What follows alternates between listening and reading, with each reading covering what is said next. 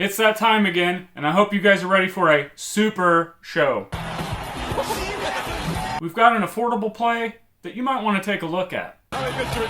We've got some cards where the rarity and the scarcity of the cards actually outweighs the talent of the card. We've got a giant lot. And we have the highest recorded sale of a Raw wrestling card to date. This is the Wrestling Card Market Watch for November 2021.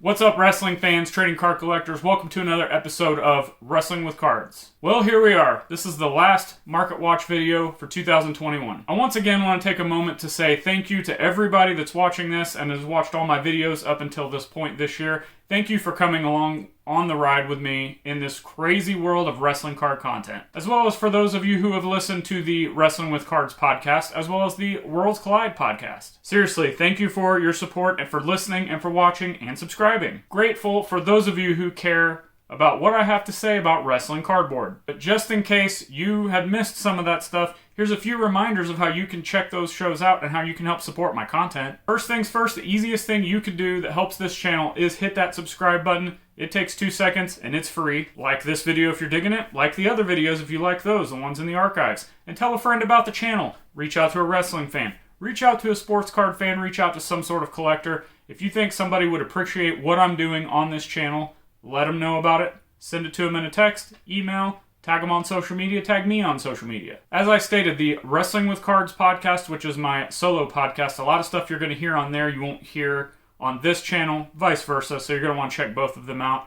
As well as the Worlds Collide podcast, where myself and Tony Vella get together to talk about all things wrestling cards. Tony started his channel on WrestlingTradingCards.com around the same time I started this channel here. So we decided to get together a year or so ago and just kind of chop it up, put more wrestling card content into the atmosphere. Again, links to both of those podcasts are in the show notes here, and please subscribe and tell a friend about those shows as well. They are available on all popular podcast platforms, and if you're digging it, or your friends are digging it, again, share it on social media, tag us in it, and leave us a review. If you would like to help contribute to my content in the monetary aspect, check out links below in the show notes to the Wrestling with Cards Patreon community. For as little as $1 a month, that's right, $1 per month, you can help show your support to my content, have your name featured in the credits. There are different tiers where you can request video topics that you can watch here and you'll get a shout out.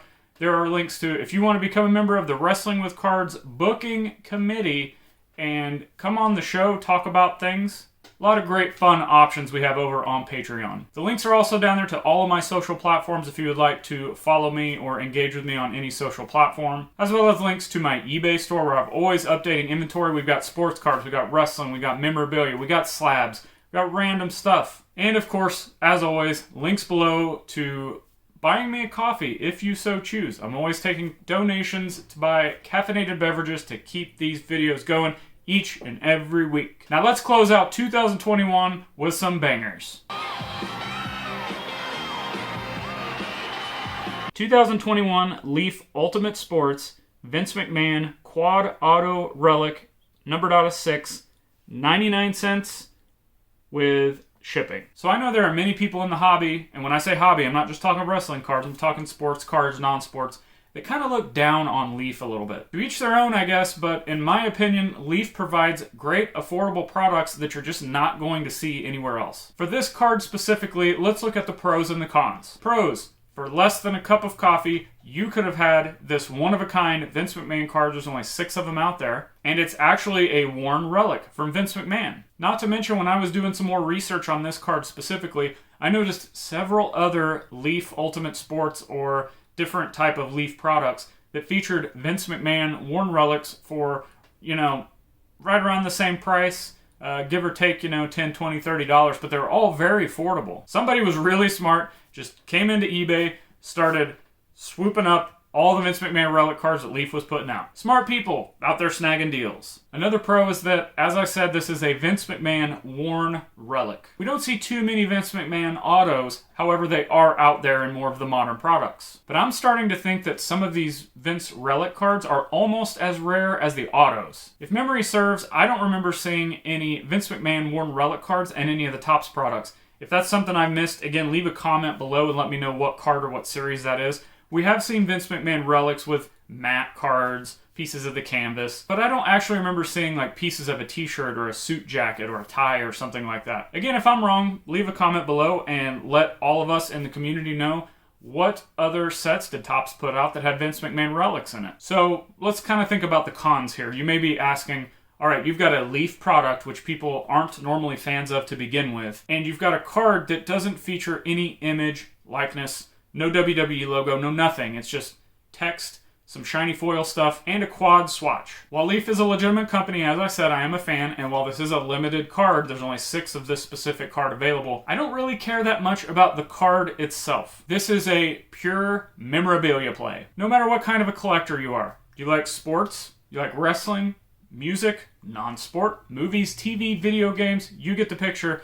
No matter what kind of collector you are, everybody loves memorabilia. Specifically, if it was ring-worn, game-worn, player-worn, used in a movie, used in a show, used in the creation of something. It's just an extra attachment that collectors have that they can be like, okay, I have a piece of this history, or I have a piece of this person's gear that made history or that I really look up to. Again, who doesn't like memorabilia? And most of these Leaf relic cards that don't feature any images or likenesses, they're mainly just memorabilia. And sure, they're numbered, like I said, but who cares? I know there's Leaf haters out there, and there are people who are fans like myself, but I just think this is a great opportunity to get some truly one-of-a-kind pieces at some affordable prices. And you may be asking, well, Zhan, go after the main memorabilia. Why would you want the Vince McMahon small swatch or quad swatch?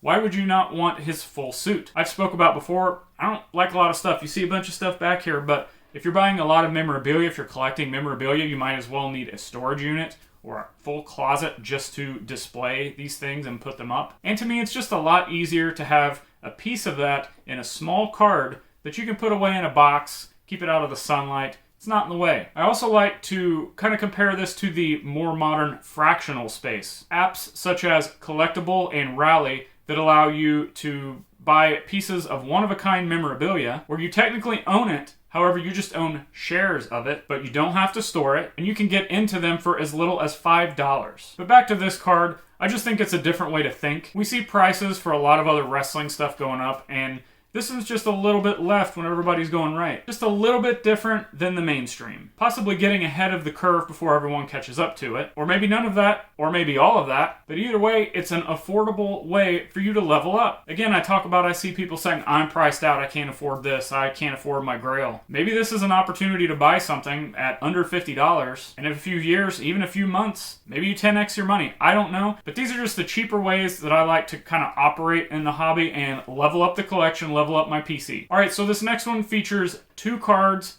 We're going to kind of put them together, and then I'm going to talk about why I wanted to put them together. 2021 Topps Chrome Slam Attacks, Kaylee Ray, 1/1 Superfractor Auto, $232.51. Then we had a 2021 Topps Chrome Oscar 1/1 Superfractor, $2,999.99. However, a best offer was accepted of $750. So let's start with Kaylee Ray. Here we have a 1/1 Superfractor Auto from a talent that's not really cardboard relevant in a set that's not that widely distributed, yet it's still bringing in this price, all things considered. It's a pretty good price. Now let's look at Asuka. She's a mainstay in WWE at this point. She definitely has a loyal fan base. She is, in my opinion, on the upper tier of WWE talent, regardless of men or women. But also, in my opinion, she's not quite at that top. She's not a Sasha, a Becky, a Charlotte, a Roman. Yet, here we have her Superfractor selling for $750, which is nothing to laugh at. So my takeaways from these 2 sales and why I wanted to put them together,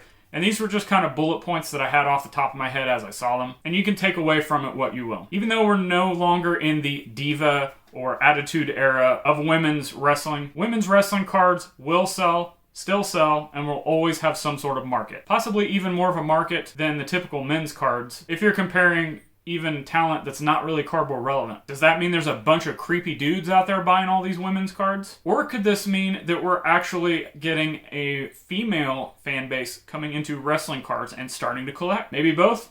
I'm not sure. If you've got opinions on that, let me know in the comments. Now back to these cards. Both cards are 1-of-1 superfractors, as stated. And most people that are going for the 1-of-1s aren't your typical run-of-the-mill collector. So does that mean we're starting to see more player or super collectors come into the wrestling card space? If so, I am definitely a fan of that. I'm a huge proponent of player and super collecting, as I've stated several times in my past podcasts as well as these videos. Or could this mean that people are starting to shift their mindset of collecting? Could people now be seeking out 1-of-1s as the top tier cards to own, even over base rookie cards or even over some other parallels? It's a possibility, I suppose, especially when you look at some of the numbers for what the 2021 Transcendent Superfractors were selling for, which we'll get into that a little bit later in this video. But either way, the fact is, it looks like people are starting to open up their wallets more for modern, rare wrestling cards. And in my opinion, that's fantastic news for the future of the wrestling card hobby. Andre the Giant,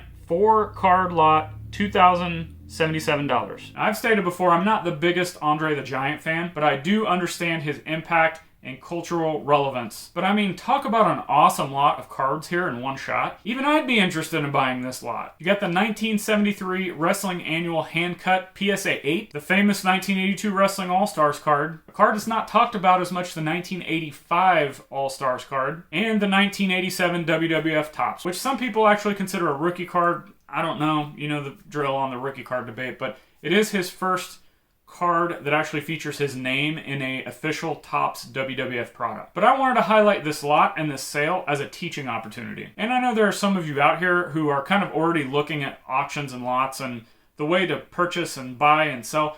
Some of you guys are already using these tactics, but for those of you who aren't, here's why I was immediately intrigued and knew this was a good deal. Look at the title. It's very, very basic and unassuming, which means there's automatically potential for a good deal. Let's look at the pictures. Not the best either. But if you want to break down this lot, the PSA 8 1973 Wrestling Annual, that alone is worth nearly the price, if not the entire price of this whole lot by itself. Then figure in the other 3 cards, potentially grading them, and the value that could even come from that. Or maybe these are all PC cards for you and you just got some stuff under market value. Maybe you want some, you don't want the rest. In that case, this would be a great candidate for those lots I'm talking about where you can buy something, keep what you want, sell the rest of it off to then pay for the entire lot or make some more money on top of that. And even if you had no interest in these cards at all, there'd be a great flipping opportunity. And then taking that money and buying those big PC pieces you wanted, or maybe paying some bills. Just putting that thought process out there to you, the viewers, and I'm hoping it helps some of you guys out there that might be struggling to level up that PC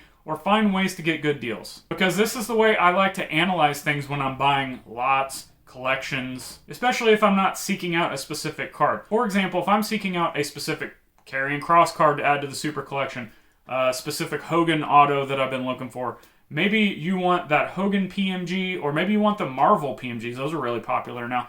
Maybe there's a specific character. When you're looking for that, it can be a little bit different, but if you're just looking to add to collections or stuff to make some money on, again, this is how I like to analyze things when I'm about to make a purchase and thinking things through. 2021 Topps Transcendent Vince McMahon 1-of-1 Superfractor Auto, $9,326. This is completely bonkers, and I'm here for it.